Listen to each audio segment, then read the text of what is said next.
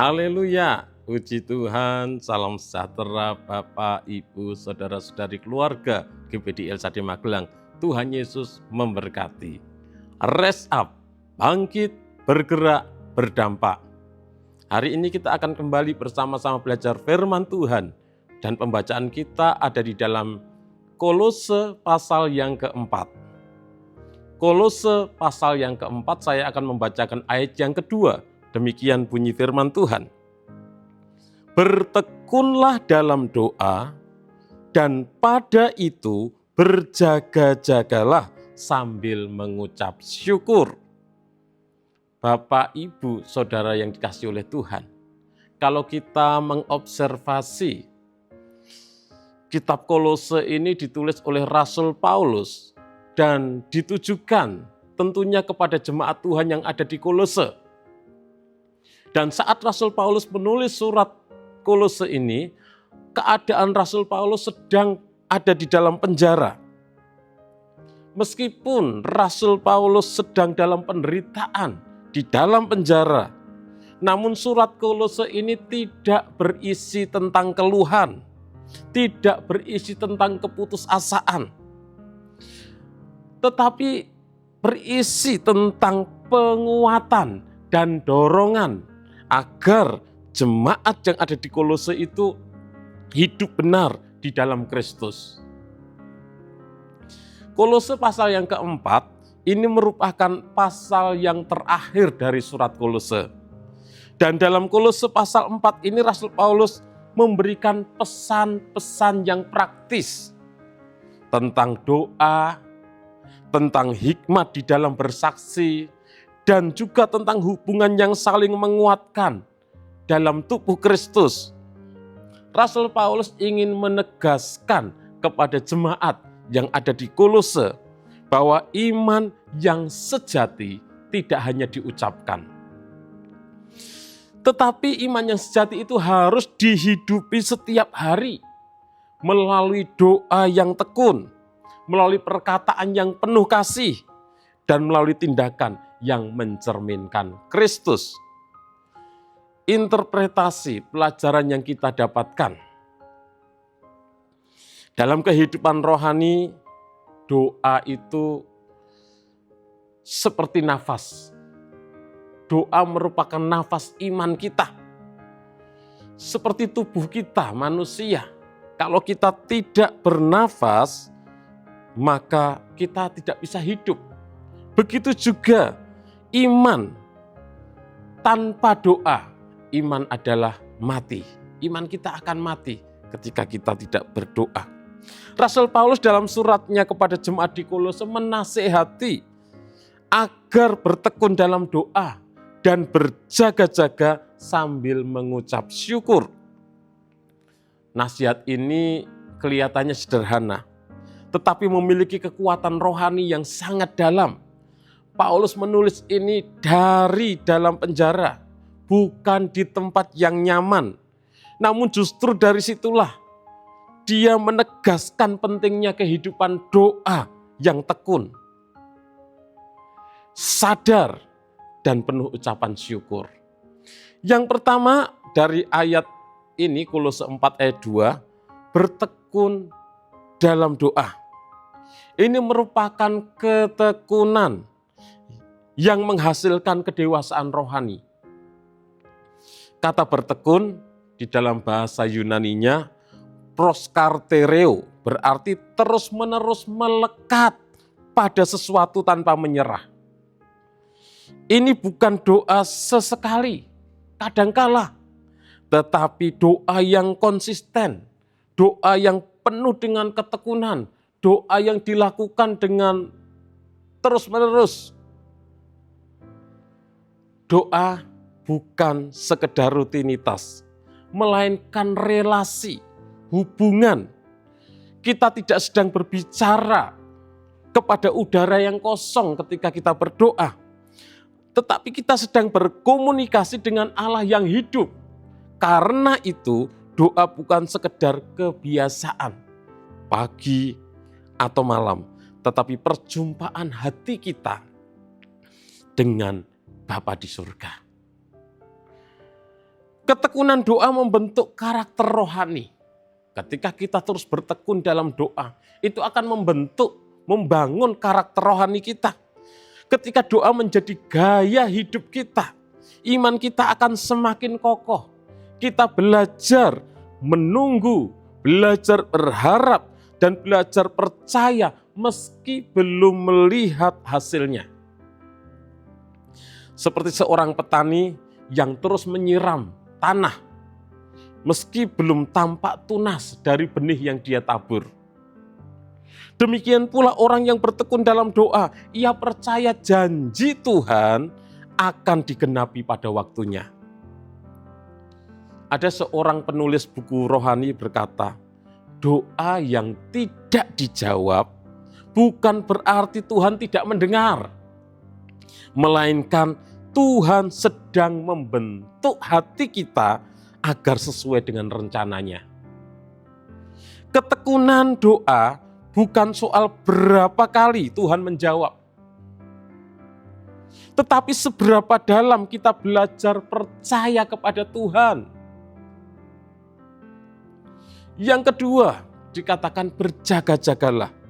Ini merupakan doa yang penuh kesadaran, doa yang penuh kesiapsiagaan. Paulus menambahkan berjaga-jagalah. Artinya doa kita tidak boleh dilakukan dengan hati yang lalai. Tuhan Yesus juga berkata, berjaga-jagalah dan berdoalah supaya kamu jangan jatuh ke dalam pencobaan. Matius 26 ayat 41. Berjaga berarti sadar terhadap keadaan rohani kita. Kita hidup di dunia yang penuh dengan godaan, dunia yang penuh dengan tekanan. Banyak hal yang bisa mencuri waktu doa kita. Kesibukan kita, media sosial, kemalasan, bahkan kesombongan rohani. Maka Rasul Paulus mengingatkan, jangan tidur secara rohani, berjaga-jagalah. Berjaga juga berarti peka terhadap kehendak Allah. Doa bukan hanya untuk menyampaikan keinginan kita, bukan hanya untuk menyampaikan permohonan kita kepada Tuhan, tetapi juga mendengarkan suara Tuhan. Dalam doa yang berjaga, kita membuka telinga hati kita untuk diarahkan oleh Roh Kudus.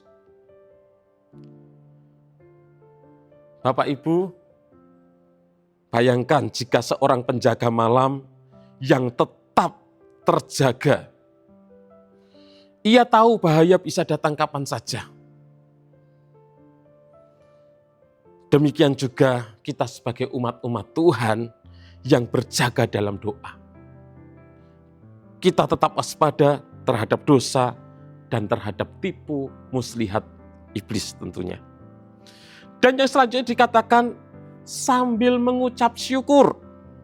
Ini merupakan doa yang diliputi dengan iman dan sukacita. Paulus menutup ayat ini dengan kata sambil mengucap syukur. Syukur adalah tanda doa yang sehat dan dewasa. Banyak orang hanya berdoa ketika ada kebutuhan, ketika dalam pergumulan, ketika dalam masalah, ketika dalam kesulitan saja. Tetapi lupa bersyukur ketika Tuhan menjawab doanya. Namun, doa yang sejati selalu disertai dengan hati yang bersyukur. Baik dalam keadaan berhasil maupun dalam keadaan yang gagal. Tetap bersyukur kepada Tuhan. Ucapan syukur menunjukkan kepercayaan kepada kedaulatan Allah. Kita bersyukur bukan karena semua berjalan dengan baik, tetapi karena kita tahu Tuhan tetap baik. Seperti yang tertulis dalam 1 Tesalonika 5 ayat 18. Mengucap syukurlah dalam segala hal.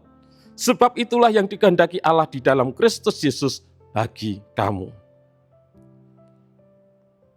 Jadi kita harus selalu bersyukur, berdoa, berjaga-jaga, dan bersyukur.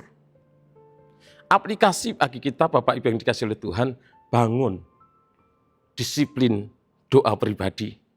Jangan menunggu suasana hati baik untuk berdoa. Doa bukan soal perasaan, tetapi keputusan untuk mendekat kepada Tuhan setiap hari. Tetapkan waktu untuk berdoa, bahkan mungkin singkat sekalipun, dan jadikan itu prioritas dalam hidup kita. Yang kedua, berdoalah dengan kesadaran rohani. Sadari bahwa kita berada di medan peperangan rohani. Doa adalah senjata, bukan sekedar ritual. Saat berdoa, mintalah Tuhan menajamkan kepekaan terhadap kehendaknya. Dan yang ketiga, hiasi doa kita dengan ucapan syukur. Latih diri untuk selalu mengucap syukur dalam setiap situasi. Di tengah masalah, di balik penantian, bahkan saat doa belum dijawab, ucapan syukur menjaga hati kita tetap damai dan penuh dengan iman. Doa yang tekun, berjaga, dan penuh syukur adalah tanda kedewasaan rohani. Jadi melalui doa seperti ini, kita tidak hanya meminta sesuatu kepada Tuhan, tetapi juga dibentuk menjadi serupa dengan Kristus. Mari kita bertekun dalam doa, berjaga-jaga dalam roh, dan senantiasa mengucap syukur. Sebab Tuhan mendengar setiap seruan umat-Nya yang setia. Bertekunlah dalam doa. Tuhan Yesus memberkati Bapak Ibu semuanya. Terima kasih kepada Bapak Ibu Saudara yang sudah dengan setia mengikuti Renungan 79, kiranya menjadi berkat bagi kita semuanya. Bagi Bapak Ibu Saudara yang ingin didoakan dengan pokok doa tertentu atau ingin menyampaikan kesaksian, dapat menyalurkan melalui chat WhatsApp di nomor 0813 2742 0088. Mari kita berdoa. Kami bersyukur Tuhan karena Engkau Allah yang selalu baik bagi kami. Apapun keadaan kami, Engkau Allah yang baik. Engkau Allah yang selalu mendengar setiap seruan doa kami. Dan Engkau selalu menyatakan yang terbaik bagi kami. Ajar kepada kami umat-umat-Mu, keluarga GPD El Shaddai Magelang, untuk terus bertekun di dalam doa. Apapun keadaan kami, karena kami percaya Engkau Allah yang mengasihi kami, Allah yang selalu menyatakan kebaikan bagi kami. Ajar kepada kami untuk selalu bersyukur. Apapun keadaan kami, Tuhan memberkati seluruh keluarga GPD El Shaddai Magelang. Tuhan Yesus Kristus, tolonglah agar dalam hidup kami, keluarga GPD El Shaddai Magelang, dapat seia sekata dan jangan ada perpecahan, tetapi sebaliknya erat bersatu dan sehati sepikir. Dalam nama Tuhan Yesus Kristus kami berdoa bersyukur. Haleluya. Amin.